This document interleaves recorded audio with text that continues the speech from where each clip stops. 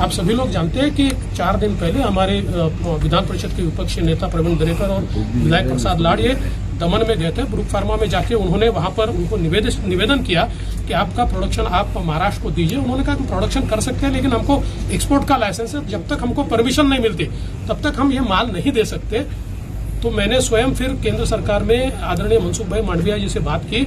मनसुख भाई मांडविया जी ने उनका टाइप रेड्डी से कर दिया ताकि उनके लाइसेंस पर ये प्रोडक्शन कर पाए। उसके बाद उनके पास जो कुछ प्रोडक्शन था, हमने उनको कहा कि आप तुरंत महाराष्ट्र के लिए हमको उसको दीजिए।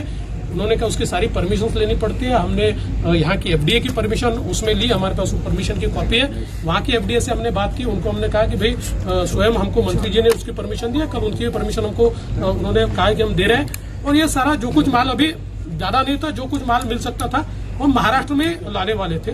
आज दोपहर में हमारे जो एफडीए के मिनिस्टर साहब हैं, उनके पीए ने ओएसडी उन्होंने उनको फोन करके एक प्रकार से धमकी दी कि ऐसे कैसे आप इनको माल दे रहे हो और हमको माल आपने देना चाहिए, इनको कैसे दे रहे हो।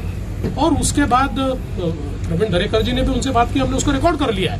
तो उसके बाद रात को 9 बजे 10 लोग उनके घर जाते हैं और उसको उठा के लाते हैं यहाँ पर।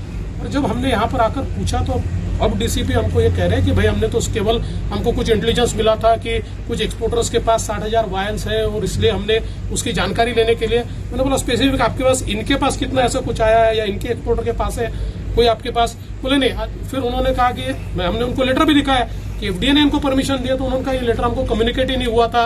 इस प्रकार से वो जो कि उनको कहना था उन्होंने कहा। लेकिन ये जो सारी राजनीति चल रही है ये बहुत गलत राजनीति है।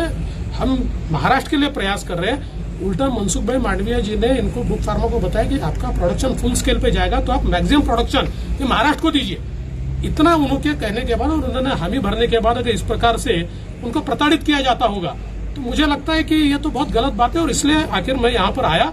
अभी उन्होंने उनको छोड़ दिया, उन्होंने कहा हमने उनको अरेस्ट किया ही नहीं था, हमने तो सिर्फ पूछताछ के लिए बुलाया था। ठीक है, जो भी होगा, लेकिन ये परिस्थिति जिस प्रकार से हुई है गलत है। सर, उसे केंद्र सरकार रोक रही है, प्रोवाइड नहीं करा रही है, नवाब मलिक कर रहे हैं। देखिए, नवाब मलिक और कुछ मंत्री, इनको लोगों से कोई लेन देन नहीं है। लोग जीते हैं या मरते हैं, इनको केवल कोरी राजनीति करनी है, इनको नरेटिव सेट करना है। इनको लोगों से कोई लेन देन नहीं है, नरेटिव से लेन देन है।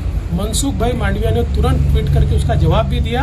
उनको मांगा, वो कुछ नहीं दे पाए। उन्होंने एक पत्र जो ट्वीट किया वैसे के वैसा सेम डुप्लीकेट पत्र महाराष्ट्र ने इशू किया है, वो भी हमने ट्वीट किया हुआ है। कोई अंतर नहीं है। जैसा प्रश्न गुजरात के एफडीए ने निकाला वैसे महाराष्ट्र के हर स्टेट के एफडीए ने निकाला है। तो झूठ बोलो और अपने ऊपर की जिम्मेदारियां दूसरे के कंधे पर डालो।